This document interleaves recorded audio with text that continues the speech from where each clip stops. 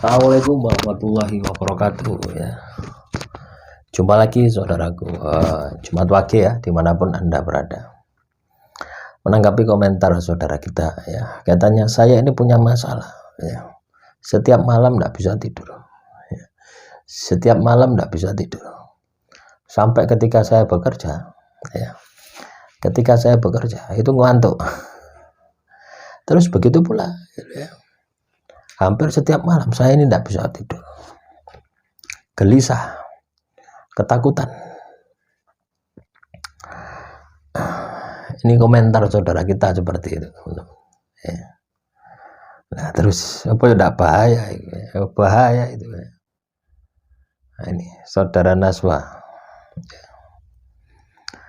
saya punya masalah setiap malam tidak bisa tidur sampai subuh ya. Ini saya baca, sedangkan besoknya beraktivitas karena saya selalu memikirkan pikiran saya, tidak pernah berhenti mikirin sesuatu. Bahkan waktunya saya untuk tidur capek, tetap sulit untuk tidur ya. Selalu mikir sesuatu atau hal yang mengganjal di pikiran saya. Pikiran saya selalu ramai ya. Pikiran saya seperti ngomong dengan banyak orang, banyak opini di pikiran. Walaupun tidak saat mau tidur, kadang saat beraktivitas saya suka diam-diam mikir bagaimana ya, saya suka mikirin masalah orang yang curhat dengan saya sampai capek sendiri dengan pikiran saya. Itu tandanya ya. Itu tandanya Anda dikuasai oleh pikiran Anda. Apa yang harus dilakukan? Ini masih belum seberapa teman-teman ya. Kondisi semacam ini masih belum seberapa ya. Kalau Anda katakanlah kondisi semacam itu, terus pekerjaan Anda masih lancar ya, masih menghasilkan ya, masih hanya sebatas pikiran saja, itu sebenarnya obatnya sederhana ya. Perbaiki kualitas ibadah Anda, intinya di situ ya. Karena dengan kita ini menjalankan ibadah, dengan kita menjalankan tirakat, kita ini melatih untuk kita itu hening, melatih diri kita ini untuk bisa kita itu relaksasi ya. Atau Anda itu melatih mengkondisikan pikiran Anda, itu Anda alihkan kepada kegiatan-kegiatan yang sifatnya positif ya. Misalkan berzikir ya. Misalkan membaca kitab suci. Jadi alihkan dengan kegiatan-kegiatan semacam itu. Biar apa? Pikiran Anda itu tidak kemana-mana ya. Pikiran Anda kemana-mana ya, tidur itu, mau tidur itu mikir seperti itu, akhirnya membuat Anda gelisah. Nah itu kalau Anda biarkan terus-menerus, itu berbahaya gitu ya. Akhirnya akan mengganggu kesehatan Anda ya. Anda harus bisa mengendalikan pikiran ya.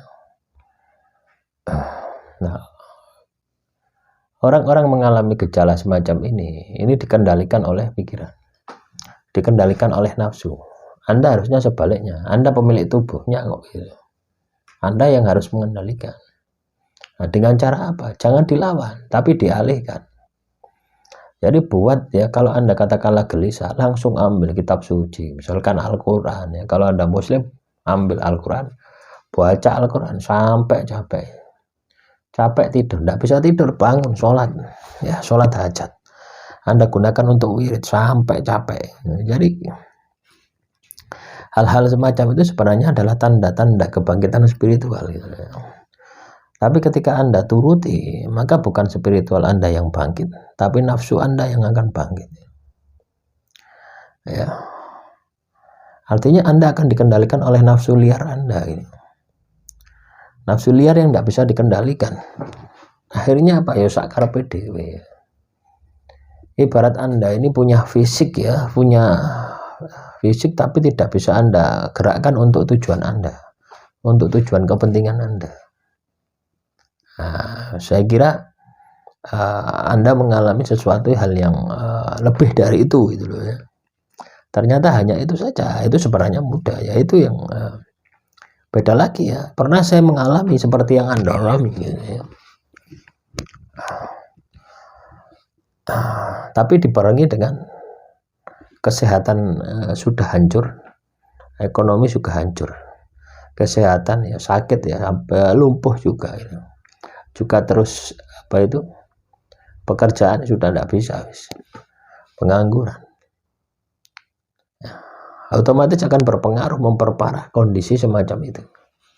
Nah, kalau yang Anda alami kan tidak, tuh. Pekerja masih ada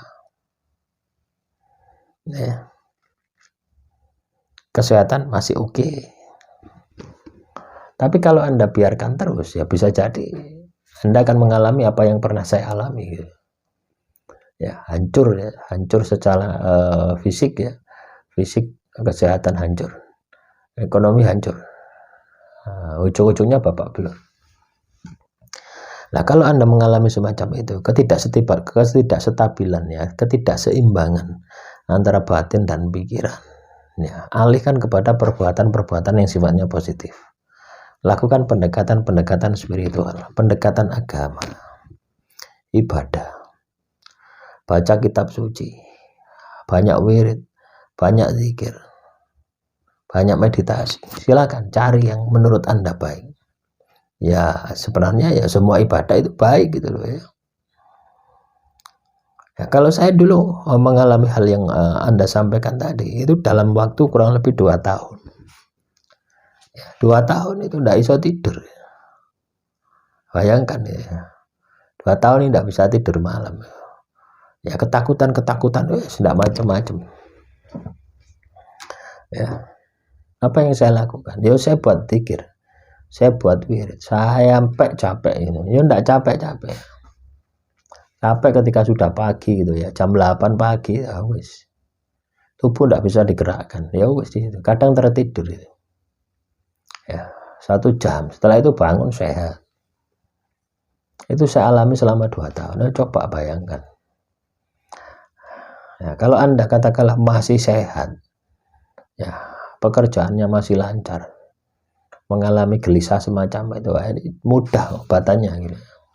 Berarti tidak ada unsur sihirnya, unsur teluk, unsur santet itu tidak ada.